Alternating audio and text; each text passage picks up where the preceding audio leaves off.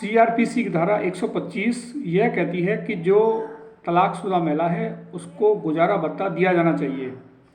मैं आज शाहबानो केस के बारे में बात करने जा रहा हूँ।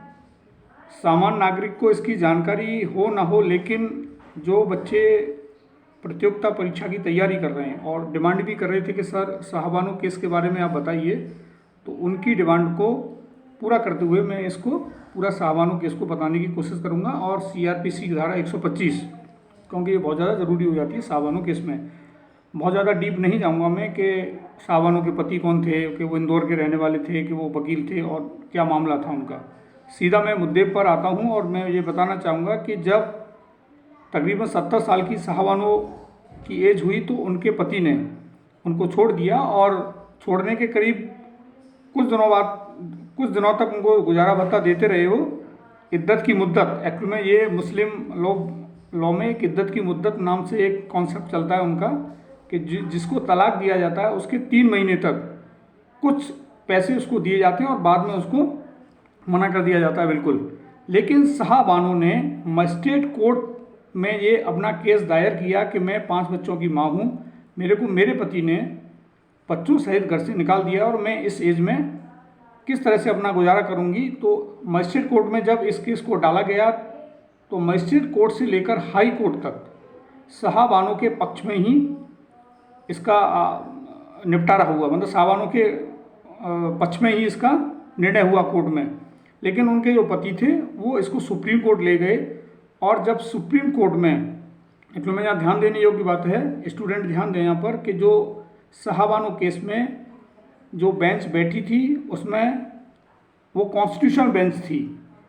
तो उन्होंने जो अपना निर्णय दिया उनमें उन्होंने जो मजिस्ट्रेट कोर्ट का निर्णय था, हाई कोर्ट का निर्णय था, उसी को कंटिन्यूस रखा और कहा कि शाहबानो गुजारा भत्ते की पूरी हकदार है और उसके पति उसको गुजारा भत्ता दें।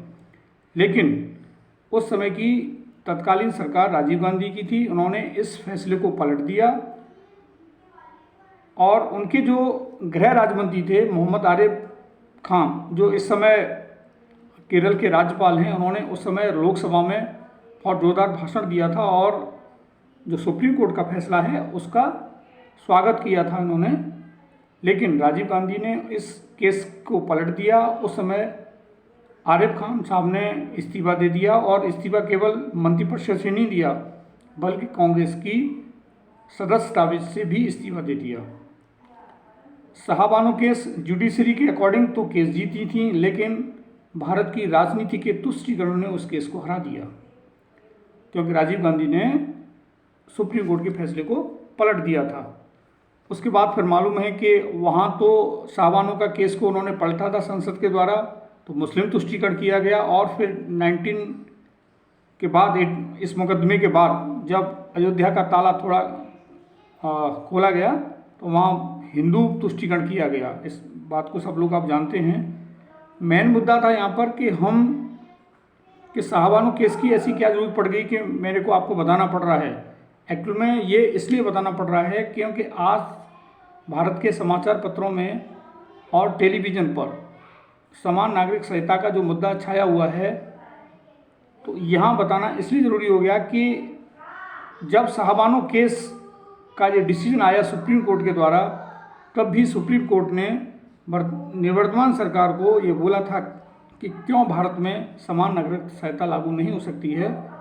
आप पूरा इसका लॉ कमीशन को उन्हें आदेश दिया कि आप इसका पूरा एनालिसिस करिए और किस तरह से समान नागरिकता ये लागू हो सकती है। बताना इसलिए ज़रूरी था स्टूडेंट को, क्योंकि जब आप मेंस में क्वेश्चन लिखते हैं तो ये सारे केस, जिसमें सरला मुदल को उसमें आगे जाके बताऊंगा उस केस में, वो तो बड़ा ही इंटरेस्टिंग केस है। इस वीडियो के बाद इसको पहले अपलोड करूंगा, उसके बाद मैं उसको बताऊंगा कि बड़ा ही इंटरेस्टिंग केस है उसका, तो वो आपको पुट देने पड़ते हैं इसमें।